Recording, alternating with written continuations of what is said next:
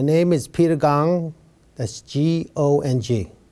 My rank is Sergeant First Class or E7. And I served in Vietnam in 1965.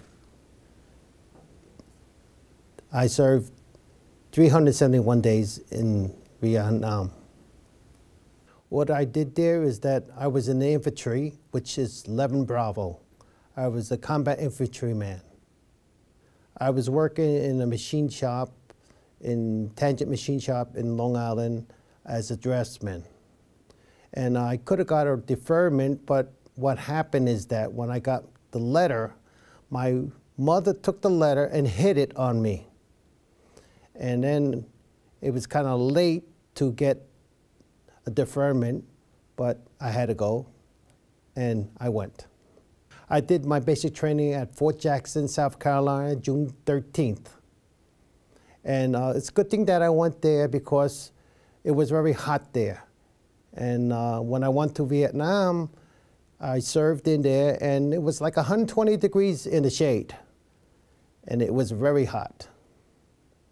The first thing I remember when we first we trucked in, we went to our base camp. And at nighttime, we heard shellings, bombings and shellings throughout the night, and we got so scared that we didn't know what was going on. But after a while, we knew that what was going on. And was one day I remember that I was a point man, and it took us a whole day to go to the top of a mountain. When we got that up to the top of a mountain, I sat down on a rock, and I took my helmet off.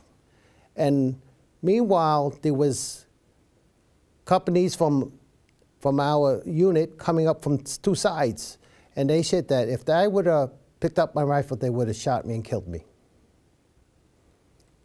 But what kind of like saved me is that I was very tall. I was 5'9", 5'10". And most of the Vietnamese over there are they're like 5 feet. So, and they kind of looked at me like, who are you, you know? You're like me. When I got to Vietnam, I was the only Asian that served over there. And I tried to look around to other units, and I seemed to be the only one. And I think that I was really sent there.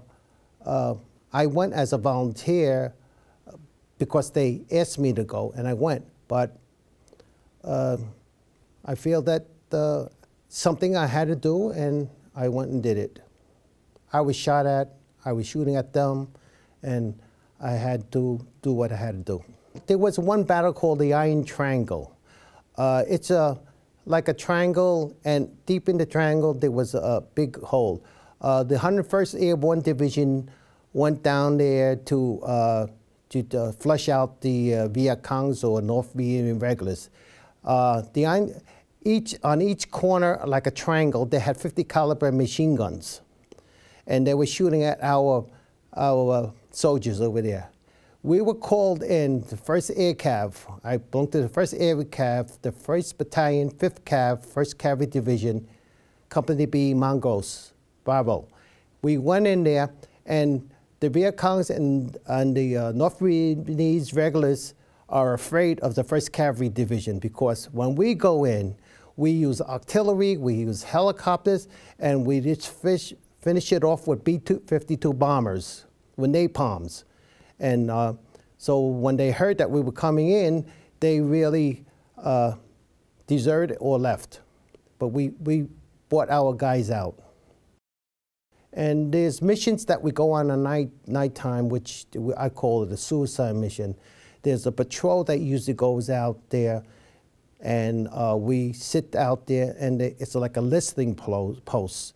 And we usually radio back every hour to let people know what's going on. But, and then sometimes the whole patrol gets ambushed. Every soldier carries a poncho with them, which if someone dies, we will wrap them up and take them back, bring back. We do leave nobody behind.